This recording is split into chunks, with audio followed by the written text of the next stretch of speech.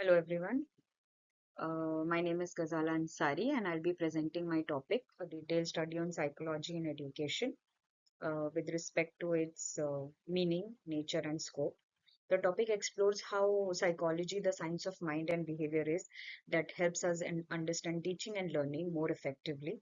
It examines how learners think, feel and act in classroom situations and how teachers can use this understanding to make education more scientific, systematic, and student centered. Education is not only transmitting knowledge, it's about understanding the learner as a human being, and that's exactly where psychology plays its most important role. We come on, we come on to our next slide based on the meaning of psychology. What is psychology? The basic meaning. The definitions of psychology has evolved over centuries. In early times, it was known as the science of the soul, where Greek philosophers like Plato and Aristotle believed that psychology studied the soul, but this was unobservable and abstract. Later, it was defined as the science of the mind. However, studying the mind directly was difficult. Then came the phase of the science of consciousness, where psychology studied thoughts and experiences, though it still remained subjective. Finally, in modern times, psychology became known as the science of behavior, as proposed by J.B. Watson. This modern definition made psychology observable, measurable, and scientific, focusing on how people behave and respond to their environment. We come on to the different definitions given by various psychologists. B.F. Skinner called it as the science of behavior and experience. Crow and Crow defined it as the study of human behavior and human relationships. William McDougall said psychology aims to give us better understanding and control of behavior. So, in simple words, psychology helps us understand why people behave the way they do and how their thought, emotions, and environment influence learning.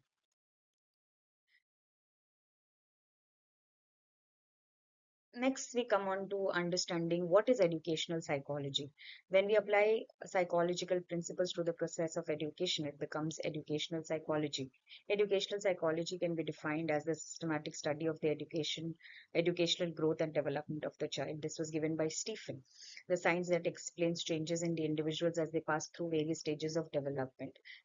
This definition was given by Jude. In short, educational psychology helps teachers understand how students learn, grow, and behave both inside and outside the classroom. It studies the factors such as motivation, intelligence, memory, emotions, and social behavior, all of which influences learning. Now we come on to nature of educational psychology. Educational psychology is both a science and a social discipline. It is scientific because it uses observation experiences, experiments, and data to understand behavior. It is also social because it deals with human beings who are influenced by culture, society, and environment. Thus, educational psychology lies at the intersection of science and education. It applies scientific methods to understand the human science of learning. Um, Next, we come on to key characteristics of educational psychology. The very first characteristic is the positive science. It studies what is it and not what should be. It focuses on real and observable behavior. The second one is applied science. It applies knowledge from general psychology to solve classroom problems. The third one is developing science. It keeps evolving with new research on learning and development. So overall, educational psychology is practical. It helps teachers understand learners better and improve their teaching strategies. We come on to teaching objectives of educational psychology. So, the very first one is to understand how diet and environment affect learning, how the eating habits or what kind of food they are eating can be affecting the learning process. To study the principles of learning and how to make teaching more effective. This role is to be observed by the teacher as to how the learning processes can be inculcated into children, to recognize individual differences amongst learners, to use external aids like teaching materials and technology effectively, or the next one is to evaluate and improve teaching methods through psychological insights. By meeting these objectives, teachers can create a more engaging, inclusive, and productive classroom environment. We come on to the scopes of educational psychology. The scope of educational psychology is vast. It covers all aspects of teaching learning processes. So we come on to the very first one, which is human behavior. It studies how students behave in learning situations, how they respond, participate, or face challenges. The next one is growth and development. It helps the teachers understand the physical, emotional, and intellectual development of children from childhood to adulthood. The next one is the learner. It focuses on the learner's abilities, motivation, the intelligence, the personality. Every student learns differently, and psychology helps teachers identify these differences. Next, we come on to the learning process. It studies how learning takes place through memory, perception, or problem-solving methods or reasoning methods. Even the learning environment plays a critical role where it considers the impact of the classroom climate, peer groups, and teaching aids of the learner. Um, Next, evaluation and guidance also plays a very important role. It provides techniques for assessment and emphasizes counseling to help students with personal or academic problems. So, in a sense, educational psychology touches every part of education from lesson planning to classroom management and student development. Here we come on to the characteristics of education. So education psychology has some distinctive features that makes it essential for teaching. The very first one is the learner centered approach, which is it focuses on the learner's interests, needs, and abilities. For example, teachers may use visuals for visual learners or group work for social learners. The second one is application of psychological principles, wherein it applies theories like motivation, reinforcement, and cognitive development to classroom teaching. For instance, using positive reinforcement to encourage participation.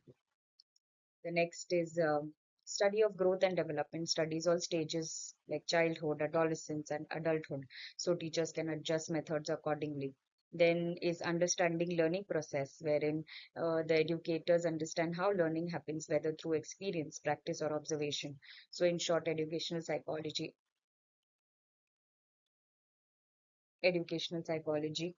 helps teachers become not just instructors but facilitators of growth. There are various steps in educational psychology. Uh, Educational psychology follows a systematic step-by-step approach. The very first one is observation and identification of the problem, where teachers observe the students' behavior and identify problems such as poor performance or lack of motivation. Then the teacher tries to collect the data. So it comes under the next step, which is data collection, where information is gathered using observation, interviews, psychological tests, or case studies. The next step followed by is analysis and interpretation, where the data is analyzed to find causes, maybe a child's home environment or language difficulties or some difficulties which are affecting the performance. The next one is formulation of the hypothesis, whereas a tentative explanation is proposed, such as students are inattentive because the lesson style does not suit their learning type. The next one is experimentation. Teacher tries to adapt new strategies like using group work or interactive tools to test their hypothesis. The next one is evaluation, where the results are measured during assessment or feedback to see if performance was improved or no. Then comes the application and continuous improvement. Um, where successful methods are widely and constant observation are applied widely and constant observations ensures long-term improvement. Through these steps, education psychology ensures that teaching becomes more effective, research-based, and adaptable.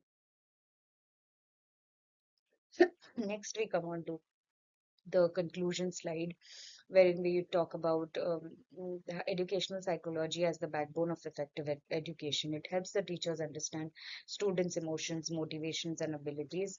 It transforms teaching from an art based on instinct to a science based on understanding. In today's complex educational world, psychology bridges the gap between science of behavior and the art of teaching. And as the presentation beautifully states, psychology is not merely about teaching students, it is about understanding them deeply to help them learn and grow better. So this was the end slide of my presentation. Thank you so very much.